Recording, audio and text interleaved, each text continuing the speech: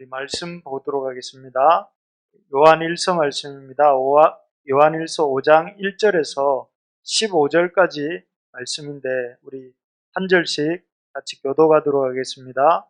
요한일서 5장 1절에서 15절까지입니다.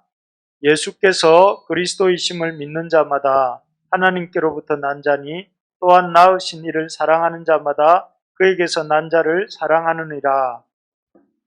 우리가 하나님을 사랑하고 그의 계명들을 지킬 때에 이로써 우리가 하나님의 자녀를 사랑하는 줄을 아느니라. 하나님을 사랑하는 것은 이것이니 우리가 그의 계명들을 지키는 것이라. 그의 계명들은 무거운 것이 아니로다. 하나님께로부터 난 자마다 세상을 이깁니다. 세상을 이기는 승리는 이것이니 우리의 믿음입니다.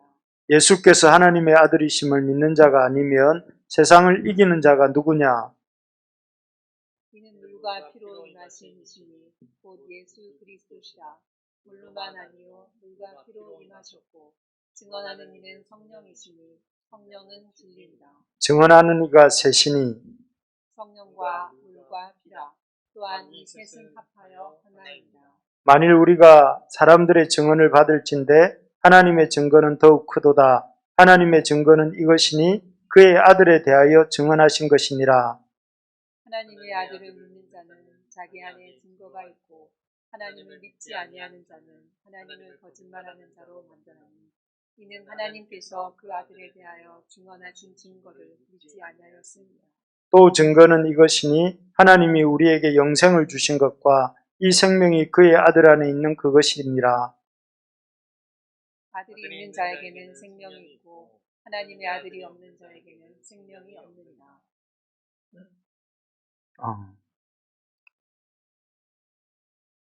10. 그를 향하여 이게 아닌데 13절이죠. 내가 하나님의 아들의 이름을 믿는 너희에게 이것을 쓰는 것은 너희로 하여금 너희에게 영생이 있음을 알게 하려 함이라. 그를 향하여 우리가 가진 바 담대함이 이것이니 그의 뜻대로 무엇을 구하면 들으시니라.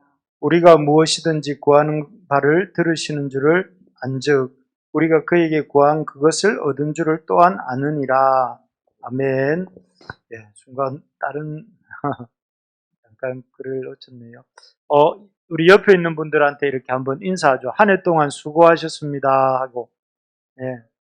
한 해 동안 참 여러분 수고 많이 하셨습니다. 이게 시간들이 참 2020년을 카운트했던 게 엊그제 같은데 순식간에 지금 벌써 그 2020년 12월 31일이 되었습니다.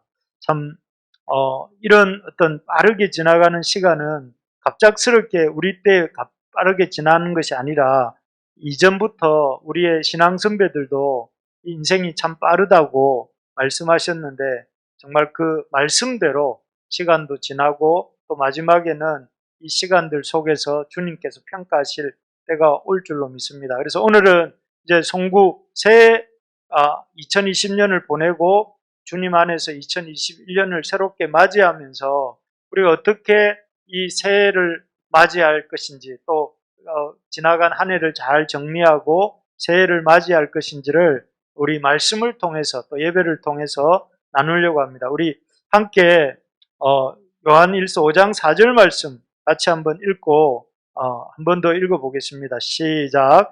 무릇 하나님께로부터 난 자마다 세상을 이기느니라. 세상을 이기는 승리는 이것이니 우리의 믿음이니라. 여기에 보면 세상을 이기는 하나님의 사람에 대해서 얘기를 합니다. 사실 여러분 그냥 이렇게 들어서는 세상을 이기는 것 당연하다 이렇게 생각할지 모르지만 보통 이긴다, 무엇을 이긴다 이렇게 하는 것은 어디에 씁니까? 전쟁에서 이기거나 아니면은 스포츠에서 상대방을 이길 때 쓰는 것이지 세상을 이긴다 이런 표현은 잘 안 쓰지 않습니까?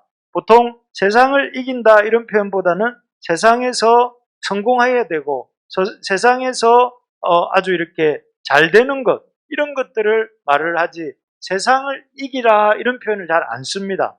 근데 성경에서는 지금 왜 세상을 이겨라 이 세상을 이긴다는 말이 이기라고 말씀하시는가? 그를 이 이김의 이해를 하려면 여기서 말씀하는 이김이 뭔가 하는 것을 알 필요가 있습니다. 어떤 의미에서 세상을 이긴다는 게 뭔가 하는 걸 우리가 알 필요가 있는데, 우리 여기 한번 읽어볼까요? 시작. 믿음 없는 세상에서 믿음을 지키고 믿음으로 승리하는 것. 이게 여기서 요한 1서가 말하는 세상에 대한 이김입니다. 우리가 이 땅에서 하나님의 백성으로서 이 세상에서 이기는 자가 된다는 것은 이 믿음 없는 세상에서 믿음을 지키고 믿음으로 승리하는 것, 이런 것이죠. 그래서 성경에 보면 이긴다라는 표현을 가장 많이 쓰는 성경책이 어디냐면 계시록이라고 할 수 있어요. 계시록에 보면 빌라델비아 교회라는 교회가 나오는데, 이 빌라델비아 교회는 그 지역에 유대인들의 회당이 있어서 그 빌라델비아 교회에 속해 있는 기독교인들을 유대인들에 의해서 핍박을 많이 받았던 교회입니다. 그러다 보니까 참 힘든 중에 있었지만 그 빌라델비아 교회의 성도들이 그런 핍박에도 불구하고 변절하거나 배교하지 않고 끝까지 믿음을 지켰는데, 그것을 뭐라고 하느냐, 이겼다라고 표현을 합니다. 그러니까 유대인들의 핍박에도 불구하고 그들의 믿음을 잃어버리지 않고 그들의 믿음을 지키고 그 믿음으로 끝까지 참 승리하는 것을 여기서 성경에서 보면 이기는 자다. 그리고 그 이긴 사람들을 하나님, 빌라델비아 성도들을 하나님 나라의 성전이 되게 하시겠다, 이렇게 말을 합니다. 조금 더 이렇게 쉽게 말을 하면 이 이김에 대해서 지금 설명을 하고 있는데요. 이런 거죠. 여러분, 1910년부터 1945년, 이 기간이 어떤 기간이죠? 예, 일제가 우리를 이렇게 일제가 우리를 다스렸던, 강점했던 시기입니다. 그때 많은 사람들을 이들이 신사참배라는 것에 동원을 했던 일이 있었습니다. 그래서 심지어 교인들도 이렇게 일본 천황이 있는 곳이나 또 일본의 신사가 있는 곳에 가서 이렇게 절을 해야 되는 그런 상황이었습니다. 그런데 그런 상황에서 수많은 교회들이 실제로 그런 일제의 압제 밑에서 어떤 우상 앞에 머리를 숙이고 지금 보이는 것처럼 많은 사람들이 변절을 하고 배교를 하는 그런 일이 일어났습니다. 그래서 또 그리고 그런데 이렇게 반대를 했던 수많은 믿음의 사람들은 순교를 했어요. 그래서 일본 군국주의에 의해서, 일본 군국주의가 노렸던 게 뭐냐면 기독교의 말살이었거든요. 그래서 이런 신사참배나 황궁요배 같은 이런 어떤 이 배교 정책 때문에 실제로 우리 한국 땅의 기독교가 거의 다 이렇게 사라지는 것처럼 보이는 그런 일이 일어났습니다. 그래서 참 일본의 어떤 그 군국주의자들이 승리한 것처럼 보였습니다. 그런데 과연 그렇게 되었는가 하면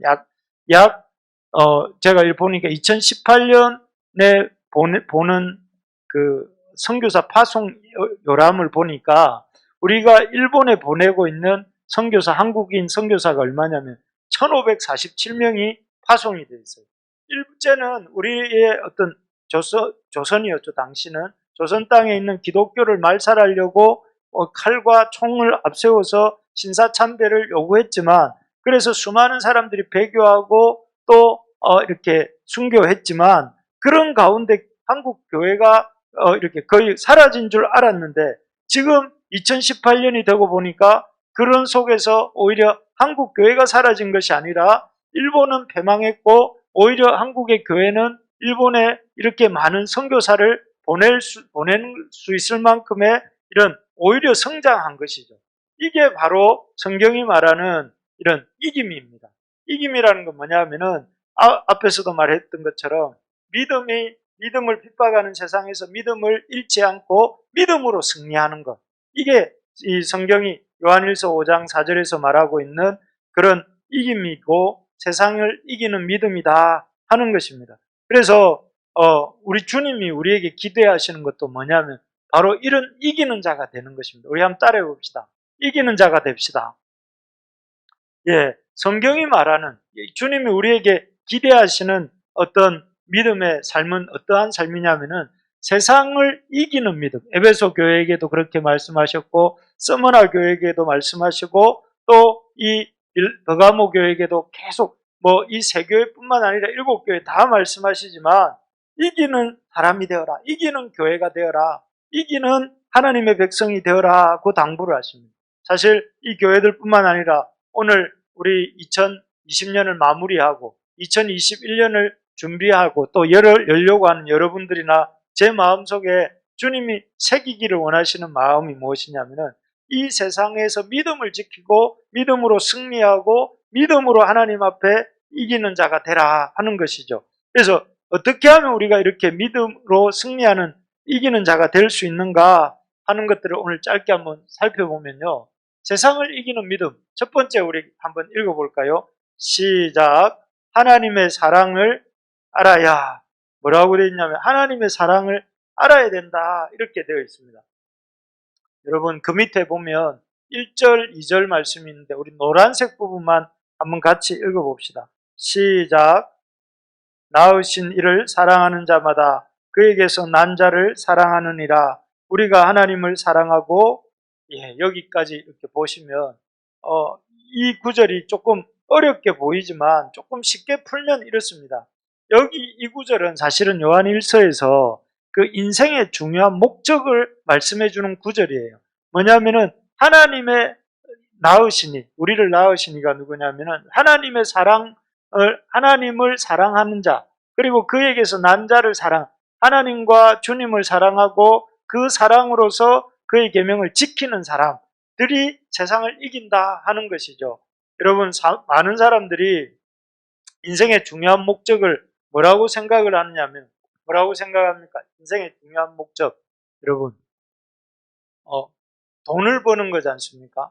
그래서 인생의 중요한 가치를 어디에 두느냐면은 돈이라는 것에 두는데, 성경은 인생의 중요한 가치가 뭐라고 말씀하시느냐면은 이 돈을 버는 것이 목적이 아니고, 또 인생의 목적이 세상에서 성공하는 것도 아니고, 조금 전에 말씀드린 것처럼 하나님의 사랑을 받고 하나님의 그 사랑을 사랑하는 삶을 사는 것이 인생의 중요한 목적이다 라고 말씀하시는 거예요. 그래서 요한 1서에서 하나님을 어떤 분이라고 하냐면 하나님 사랑이시다. 그래서 하나님의 그 만드신 세상에서 우리가 잘 사는 길이 뭐냐면은 하나님의 사랑을 받고 사랑하는 길이다. 그래서 여러분 이 그림을 보면 누가 떠오릅니까? 누가복음 16장에 거지 나사로와 부자 얘기가 기억나시죠? 그런데 이 부자가 이 불타는 이렇게 지옥에 떨어져서 걱정했던 게 뭐였죠?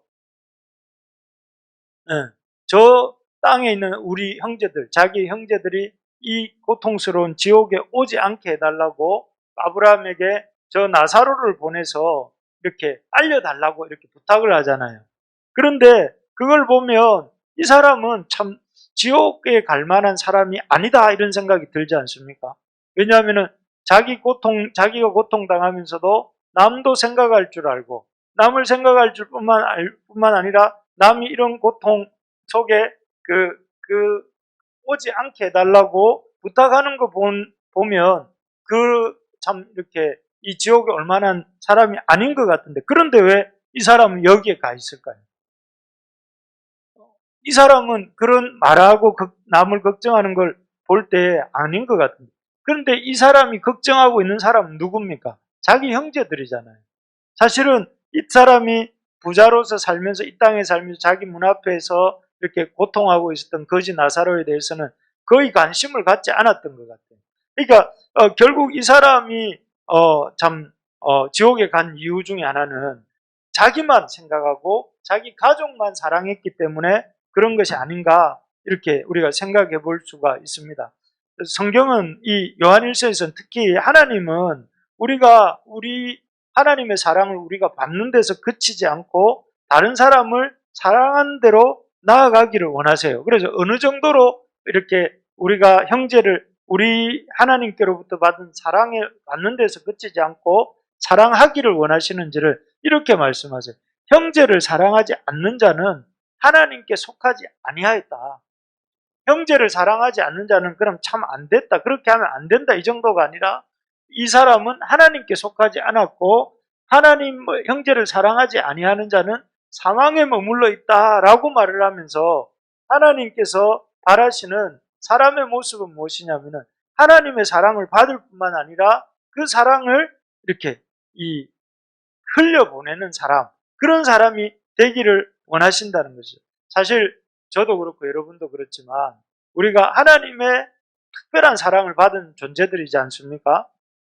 그래서 원래 우리는 아주 교만하고 하나님을 대적하고 또 하나님을 이렇게 하나님의 원수로 행하는 그런 진노의 자식들이었습니다. 여러분 누군가가 여러분들을 이렇게 여러분들에게 함부로 대하고 함부로 여러분들을 아주 이렇게 거스르고 이러면 그 사람을 어떻게 하고 싶습니까? 그 사람 만나고 싶습니까? 어떻습니까? 그 사람 안 보고 싶어 할 거예요. 그런데 하나님께서도 그렇다면 우리가 그렇다면 하나님께서도 우리를 교만하고 하나님 앞에 버르장머리 없이 대하고 대적하는 우리 인간 죄인들을 하나님 버려두시거나 또는 외면하시거나 징계하셔도 우리가 할 말이 없는데 하나님이 우리에게 처하신 어떤 행동들은 어떠십니까? 하나님 우리를 구원하시기로 계획하시고 또 하나님의 하나밖에 없는 독생자를 보내어 주셔서 십자가에 내어 주셔서 죽게 하시고 우리 죄를 사해 주시고 그것만해도 감사하죠. 하나님 우리를 버리셔도 할 말이 없는데 우리를 구원하시기로 하시고 우리에게 당신의 독생자를 보내주신 것만 해도 감사해요. 그런데 거기에서 그치지 않으시고 하나님이 어떻게 했습니까? 우리를 당신의 자녀 삼아 주실 뿐만 아니라 우리 속에 뭘 부어주십니까? 성령을 부어주셔서 하나님의 이 놀라운 그런 하나님의 영광을 우리가 임재를 우리의 속에서 느끼게 해주실 뿐만 아니라 그리고 나중에 성령님이 우리 속에 계시다는 걸 뭘 의미하는 거죠? 우리가 죽음을 넘어서서 영원한 하나님의 영광에 들어갈 수 있는 그런 존재가 되게 해주시는 게 성령이 우리 속에 내주하시는 거잖아요. 그래서 우리가 하나님의 영원한 영광에 참여할 수 있는 그런 존재가 되게 해주신 거죠.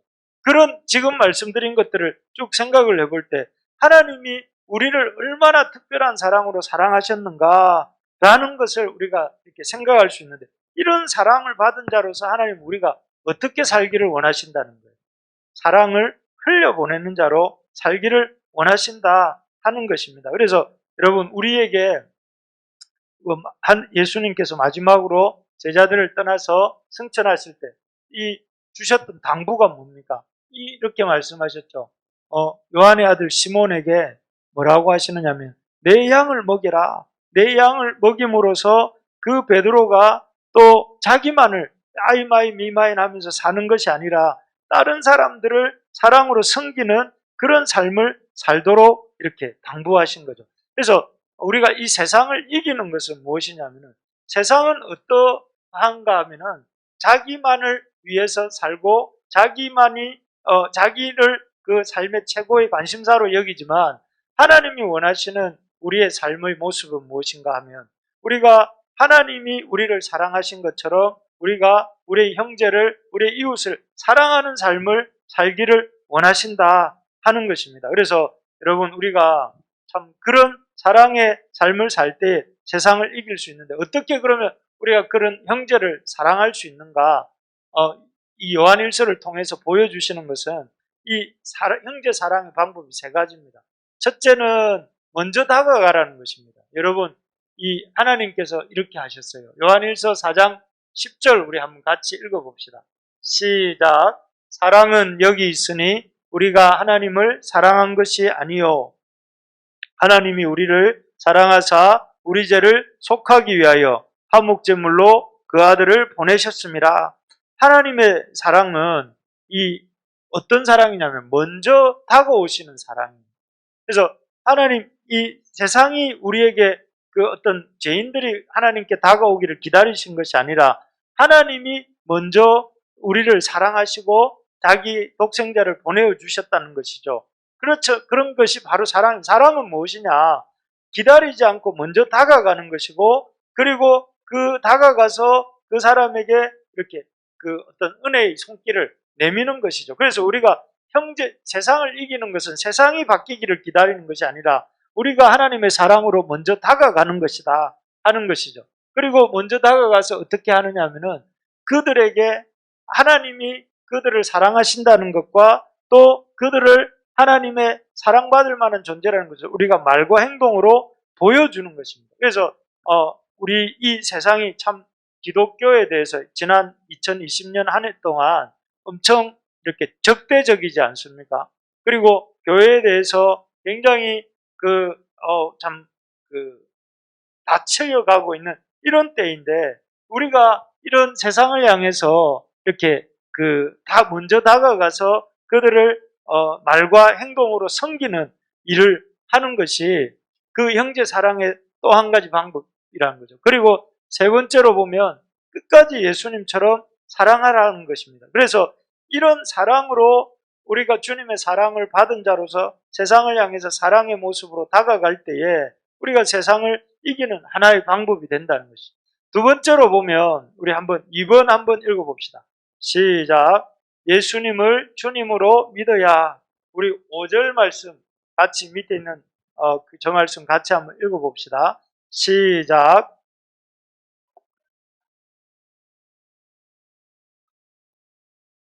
예, 여기에 보면 세상을 이기는 자가 누구라는 거예요. 예수님이 하나님의 아들이심을 믿는 자가 이렇게 세상을 이긴다라고 되어 있습니다.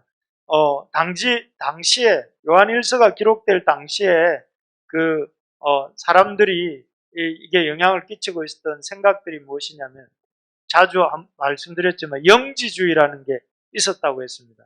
그 영지주의는 특징이 뭐냐면은 육체는 악하고 영은 선하다라고 믿는 그런 종교가 그 철학이 영지주의자들인데 그렇기 때문에 이 사람들이 생각해 볼 때 그 영이신 하나님께서 이 악한 육체를 입고 올 리가 없다라고 생각을 했고 그렇기 때문에 예수님이 하나님의 성육신이라는 사실을 받아들일 수가 없었어요.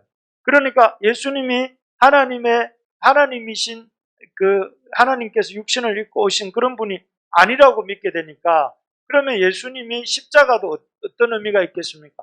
하나님이 아니신 그냥 단순한 한 인간의 죽음일 뿐이었기 때문에 그래서 예수님의 십자가가 우리를 위한 대속의 죽음이다 하는 사실도 믿지 않게 되었어요. 그래서 결국은 이런 것들 때문에 예수님의 하나님 되심도 부인하고 예수님의 십자가의 죽으심도 그냥 한 청년의 죽음에 불과한 것으로 생각을 하게 된 것이죠. 그런데 거기에 대해서 이렇게 요한이 뭐라고 말을 하냐면은 예수님이 하나님의 아들이심을 믿는 자가 세상을 이기는 자다. 그러면서 6절에서 8절까지 해서 이런 설명을 합니다. 여기 한번 읽어봅시다. 요한일서 5장 6절을 한번 읽어볼까요? 6절, 7절 읽어봅시다. 시작. 이신이 곧 예수 그리스도시라. 물로만 아니요 물과 피로 임하셨고 증언한 이는 성령이시니 성령은 진리니라. 증언한 이가 셋이니 여기에 보면 조금 어려운 말씀인데 물과 피로 임하십니다 하면서 이는 성령이시고 증언한 이가 셋인데 성령과 물과 피라 이렇게 요한 사도가 말을 하는데 이 말은 당시 영지주의자들이 주장하고 있었던 예수님의 그런 어떤 신성을 부인하고 또 동시에 예수님의 그런 어떤 십자가 구속의 의미도 이렇게 부인하던 그들에 대해서 이 물과 피와 성령이라는 어떤 상징적인 표현을 통해서 그들의 잘못된 생각을 드러내는 것입니다. 여러분 여기 물은 뭘 상징하느냐 하면은 요한이 이 물로 언급하고 있는 것은 예수님이 세례 받을 때의 그 물을 상징한다고 해요. 그래서 예수님이 요한에게 물로 세례를 받으실 때에 그때 하늘로부터 어떤 소리가 있었죠?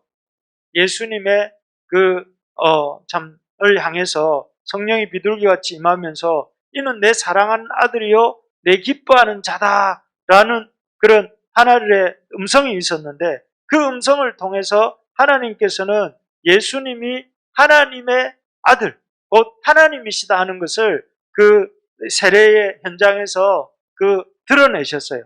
그래서 그 예수님의 어떤 사람이 아닌 하나님의 아들 되심을 드러내셨고, 이 피는 무엇입니까? 이 피는 예수님이 십자가에 돌아가실 때에 그 피 흘리셨던 피입니다. 그렇게 돌아가시면서 예수님이 하신 말씀이 뭐였습니까?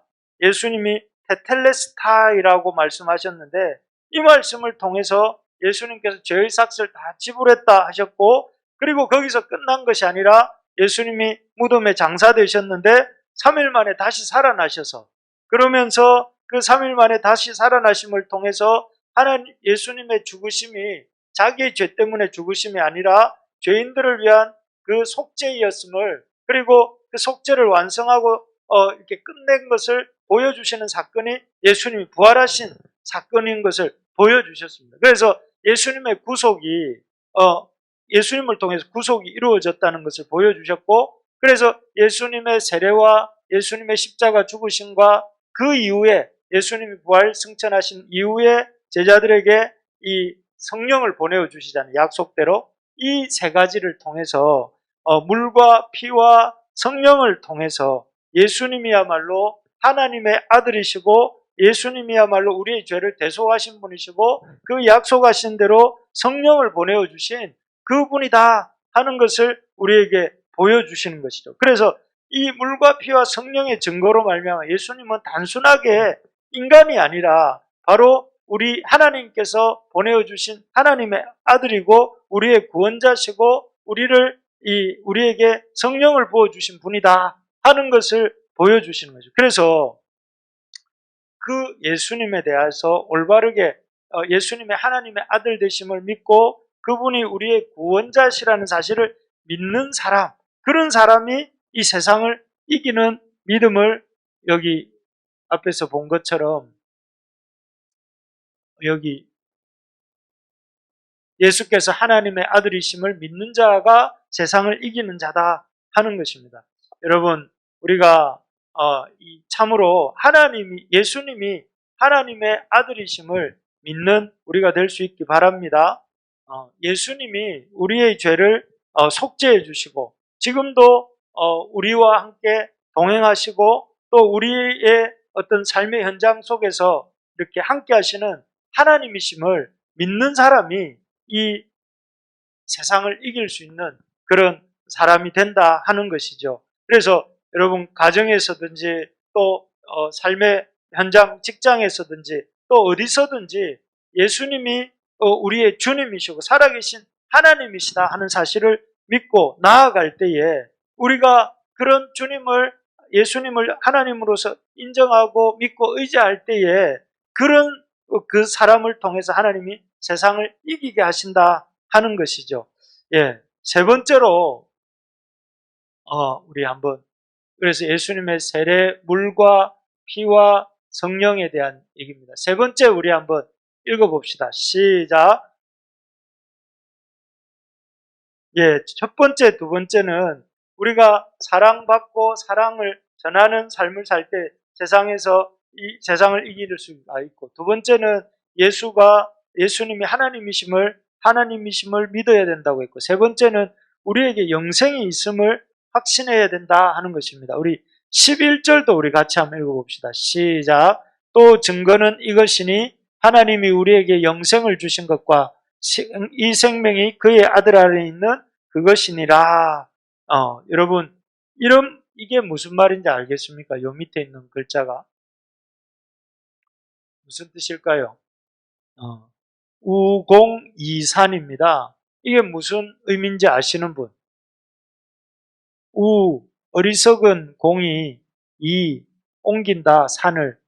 태산이라는 산이 중국에 있다고 해요. 그런데 이 태산이 집을 가려서 그늘을 만들어서 집에 볕이 안 드는 그런 집에 사는 우공이라는 사람이 있었습니다.